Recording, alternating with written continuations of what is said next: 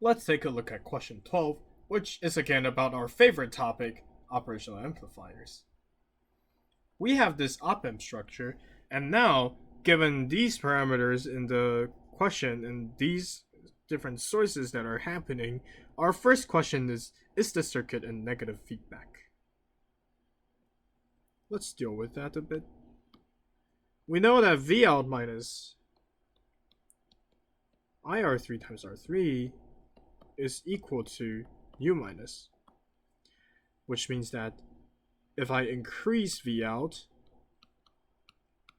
in the equation, then I have to increase U minus to hold the equation. And if I increase U minus, I decrease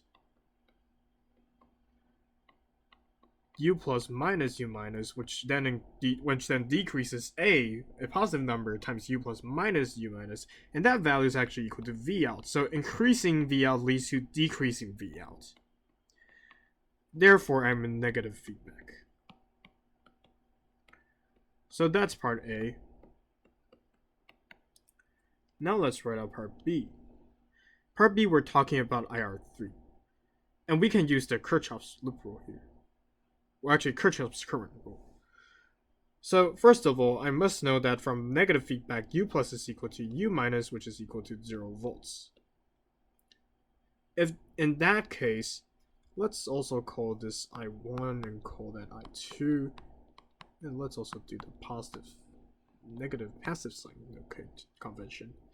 I know that I1 plus I2 plus IR3 is supposed to be equal to 0 amps, because the golden rule of op-amps tells me that there should be no current flowing out of the node, as that flowing out of the node will be flowing into the terminal of the op-amp, which is actually impossible.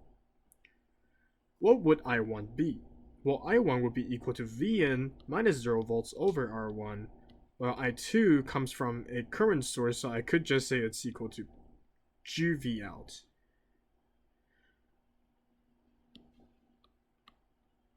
And IR3 would then be moved to the right side.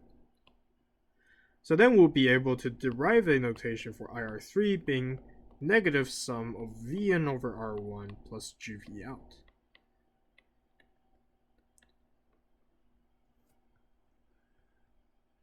Finally, let's deal with the last part of the question, which asks us, what is current out or what is I out? First of all, due to the Ohm's law, we can determine that I out is equal to V out over RL. And we also know that V out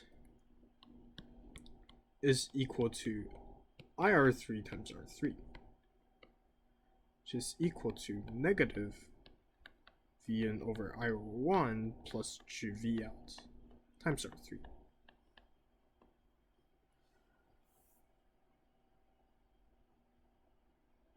Now we just need to try calculating V out so that we can get the answer. So then we would actually need to calculate what Vn is.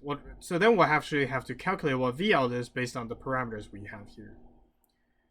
And before that, we must actually form an equation first. So I know that negative V in R3 over R1 minus R3 GV out is equal to IR3 times R3, which is equal to V out.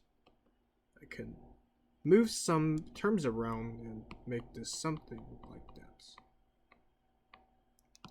Hopefully that wasn't a huge jump of the step. And now I divide both sides by that weird scalar coefficient. Okay, from the problem I do get values about G, about Vn, and I also get the value about R3, so I could actually calculate this. VL would then be equal to negative 4V times 1 ohm over 1 ohm times 1 plus R3 times G, which is equal to just 1 as well. Let's get rid of the units here so it's easier to calculate with. And I get that this is equal to 2 volts. Haha. So now I know that V out is equal to 2 volts. I just need to calculate I out based on its identity being V out over RL. So I out is therefore 2 volts over 1 kilo ohms, which is equal to 2 milliamps. And there we have solved this question.